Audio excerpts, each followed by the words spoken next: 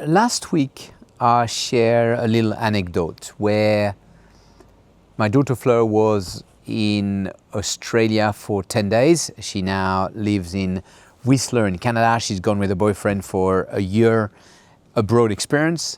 And she was back for 10 days for a wedding. And as we were taking Fleur and Taylor back at the airport, she said to me, "Papa, you're the most disciplined man I know. You meditate every day. You go to bed at on time at 9:30. You have very strict rule about your phone. I do none of those things, and I'm happy. And I don't think I'm less happy than you." And I shared that last week about what it made me think about the level of what is happiness about, and how, in a way, Fleur is really right. Happiness is completely different from routine. And she said that to me with love and with total honesty. She actually sent me a message after with some thinking about it, which I found really interesting. She was open for me to send it. But I shared this last week, and I had a bit of thinking since about some of the implication of that letter. Bonjour, this is Cyril from Work Smarter, Live Better. I want to share with you what this discussion and this letter from Fleur made me realize about discipline. The first thing to be really clear is, yes, I do highly advocate for discipline and routine.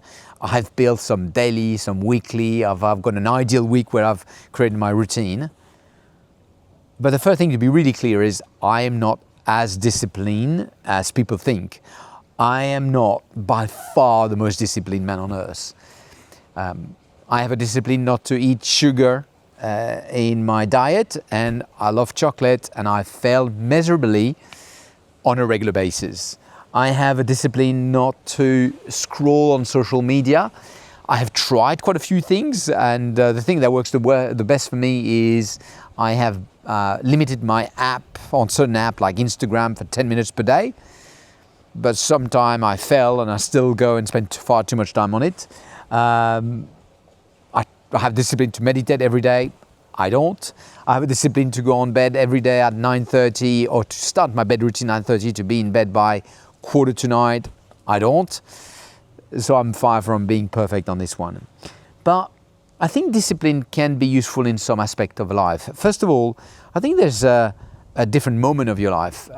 The leader I work with are super busy. They've got so much to do at work. They've got so much to do at home. They've got young family quite often. They've got so many commitments inside and outside of work. And without discipline, it's really hard to keep everything together. And so the discipline make it easy. You don't have to think about it. So I think it really can serve a purpose there. The other thing which I find quite important is discipline should be a tool, not a value or moral standard. The right question is not, am I disciplined enough? And I think that's the wrong question. The right question is, what discipline or structure generally serve me right now in this season of my life? And Fleur and I are in a different season. She's in a season where, spending a year abroad, discovering spontaneity, laughter, and so on. I'm, probably more at the end of my career. If I compare to some of the leaders I'm working with, which are in the full of their career, each season of your life requires different discipline. And so I think it is not about being disciplined enough. It is about choosing the discipline that best serve you at the right moment of time. So my question to you is, do you have the discipline that serve you the best at this moment of your life? And if not, what are the discipline you can put in place? And are you also sometimes like me, too extreme? And I know I can be extreme on those disciplines.